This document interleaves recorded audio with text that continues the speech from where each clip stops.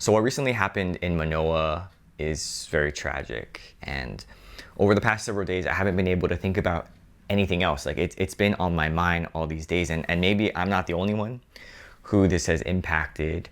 And I just wanted to share my thoughts, maybe as a way to process this whole thing. I didn't know the family, but I'm just surprised by how much it's impacted my life. If you're not familiar with what happened, I'm just gonna read the news story. So police say a man fatally stabbed his wife and 3 children on Sunday before killing himself.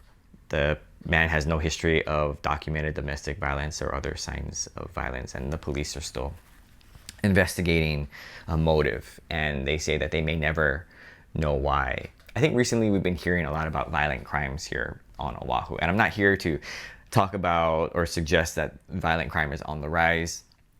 I'm just gonna push that issue to the side. Nor am I gonna talk about the financial situation this guy may have been in, or any sort of topics on the domestic violence. Not that those aren't important. It's just I'm gonna try and just push those aside for now. I've been thinking about this so much that, in fact, this week I actually had a nightmare about, which I'll talk about a little bit later. But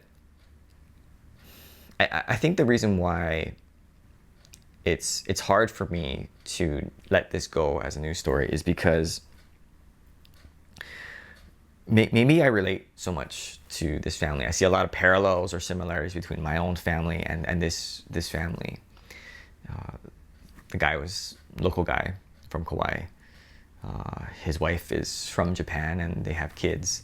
And I'm a local guy from Kaneohe, not Kauai.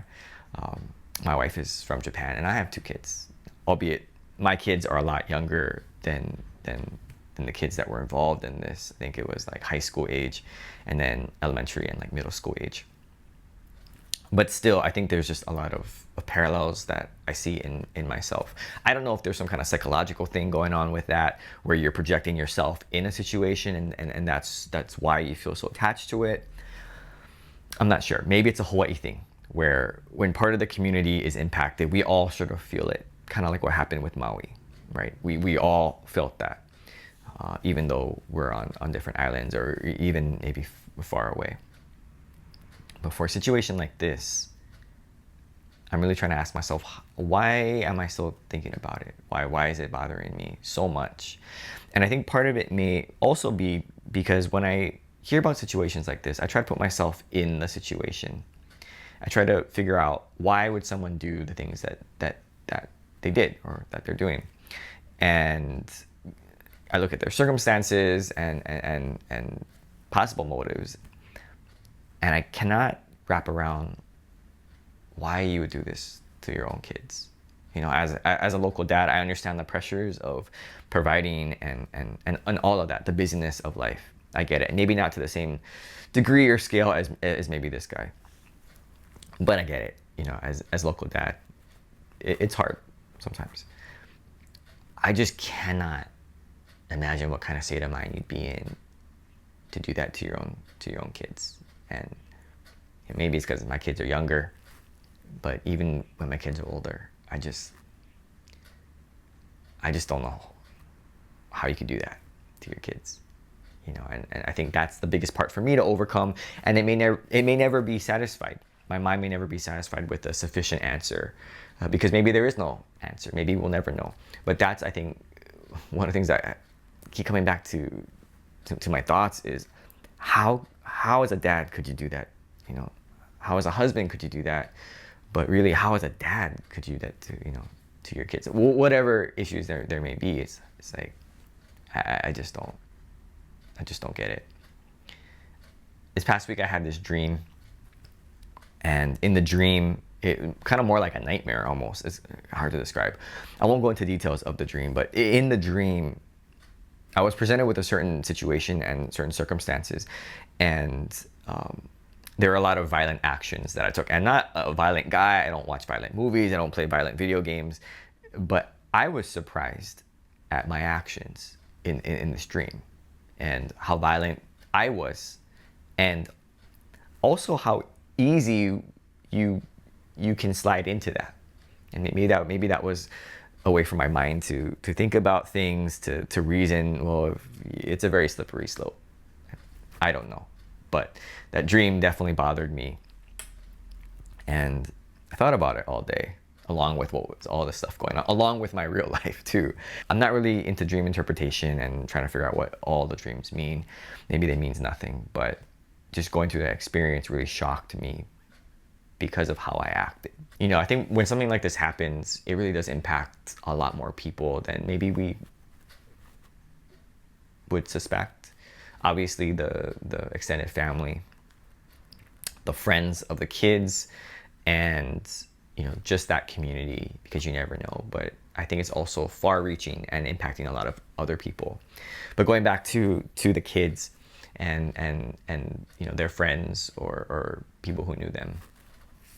I don't often share this, but when I was younger, one of my classmates died at school, during school. And I was there, and you know, a bunch of other kids were there, and teachers. And you know, that's something that you don't forget, and you carry that with you your entire life. And at the time, I didn't even understand what was happening. And the process that as a kid is very difficult. Now, granted, this is a different situation because nobody was there. It's not like this happened at school. But just knowing that your friend, your classmate is gone, trying to deal with that as a kid is a lot. And so I hope that the kids and the friends and people who need it go and have someone to talk to.